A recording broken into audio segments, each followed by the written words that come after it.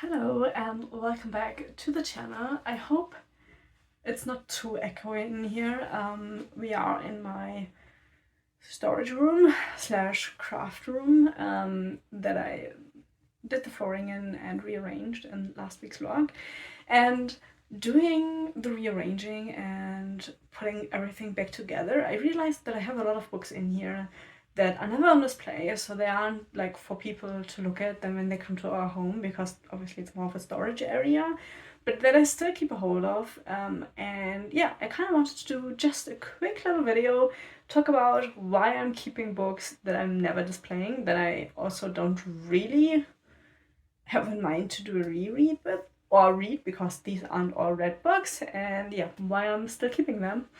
And just a little bit of my motivation behind that. And we're starting up here above my sewing machines, which this is my sewing machine that I learned working with, and this is the sewing machine from my partner's grandmother, which she gave to me. So yeah, but ignore those two. Up here, the first shelf, which is pretty like packed pretty fully.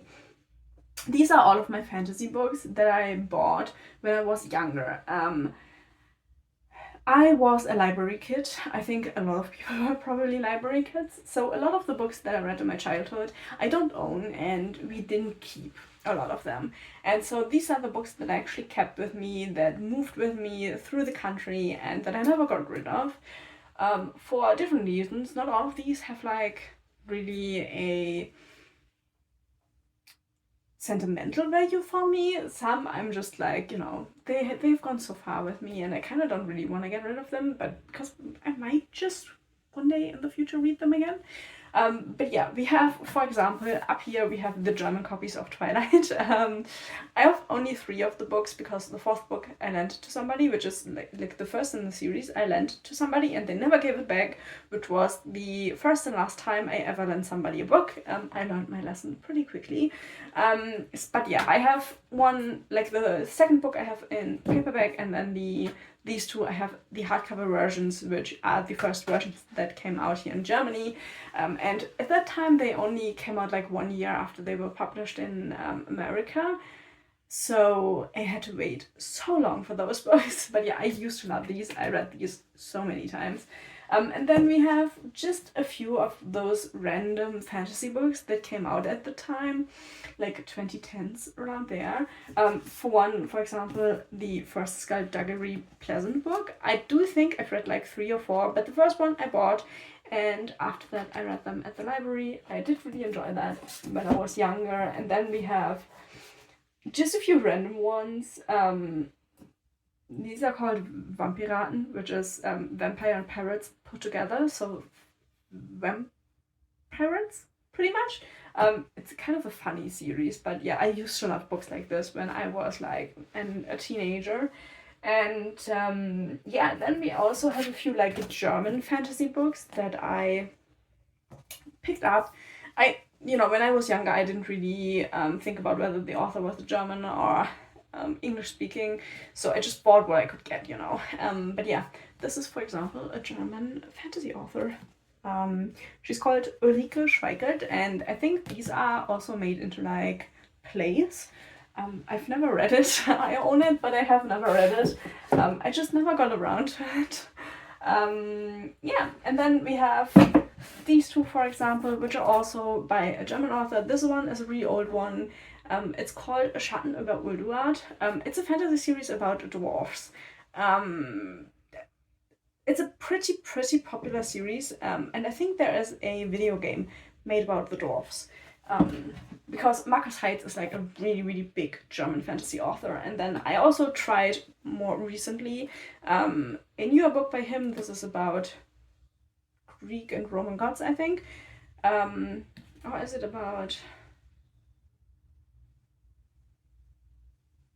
It's about pretty much like gods from all denominations. And yeah, it's the Return of the Gods. Wasn't really that impressed with it, but yeah, I tried it because I did want to give a German author a try. And then down here we have one manga, to be exact, because I got rid of all of the other ones that I owned, and I'm really sad about that. But we didn't have the space at our old apartment, and these were all in storage, but like the newer ones I bought, obviously not. And so I got rid of a lot of my mangas because I loved reading mangas. But for me personally, mangas are really cost ineffective. I might try to get back into them from my library, but yeah, paying like €8 for a book I'm reading in 30 minutes is just really not cost effective. And so those are all of the fantasy books. And now we are moving down, because underneath these sewing machines we have these books, and you see these ones that are stacked in front of here are the books I need to sell or donate. I just put them in front of the books here because obviously nobody is seeing them here. But yeah, we have these ones that I'm not sure about if I want to get rid of them, but they are on the out probably. And then we have just a lot of random books I got in like on eBay and stuff like that I never wanted, because I wanted other books out of the lot that I could buy on eBay, and they only sold them like one package. And so yeah, I bought them because I wanted the other books, and so I own them, I need to donate them. And so then behind all of those books we have my German thrillers, which is the Bastian Fitzek, for example, which is a German thriller author, but also the Stieg Larsson novel in German. I own this one in German and English. I have also read both of them, for example. And then we have, actually, have you watched my vlogs? I realized I own a German Clive Castle book, but with a twist. This one is not one of the military ones. This one sounds a little bit more like Uncharted or Tomb Raider, so I might give this one a try in German. But I found it really funny after fighting my way through the Clive Castle books that I found a German version on my shelves that I didn't know I owned. Then I have a video game novel, which is Metro 2033. I've never read this, but I did play the video game, so I do plan on someday reading it, and yeah, it's a German copy. And then I have some childhood books, which I always forget what these are called in English, but in Germany these are called Die drei Fragezeichen, which is one-to-one translated would be the 3 question marks, but I'm pretty sure it's called something else in English. So yeah, I kept these because these were my lifeblood when I was really young. Let me look up from when these are published. Does it say? Yeah, this one is from 2003. So yeah, these were books I read when I was pretty young still. And then we have one of my favorites is The Sums. I don't know what it was be called in English, but it's like this like pig-like child, and they have a lot of adventures. And I loved these as a child, so I didn't want to get rid of them. So yeah, those are these books we have. But yeah, because they don't really need to be seen, I'm stacking the books that I need to get rid of in front of them, because it's just a little bit easier. Down here we have German non-fiction and German fiction, but like more of the more classical fiction, stuff like that. For example, I have Gulliver's Travels here in the German version and stuff like that. So yeah, I have like also some German poets, for example. This is Goethe. But yeah, I don't really care for these books all that much. I've read most of them. I think the craziest one is this one, which I read in school. I took it was an elective course, but like it was a really important course, and I took in German it's Erziehungswissenschaften, which is pretty much like teaching children, something like that. I'm gonna put the word here because I have no idea what you would call it in English. And this is a book which is called Betty, Protocol of a Child Psychotherapy. And yeah, it is a book about a pretty young child that has to go to therapy because she gets a little brother and she tries to hurt her little brother. And this is an incredibly dark book. I do think it is a real happening, but obviously the names and stuff like that are changed. But yeah, it has these like pictures that the child drew in here, so they are real pictures. And yeah, this was a crazy book to read in school, to be honest, but like it was really interesting. So yeah, that is the main reason I'm keeping these books. Some I just think aren't wrong to have, like, you know, a little bit of poetry and stuff like that. I think it's just good to have. And then here we have the German Harry Potter books. They are down here.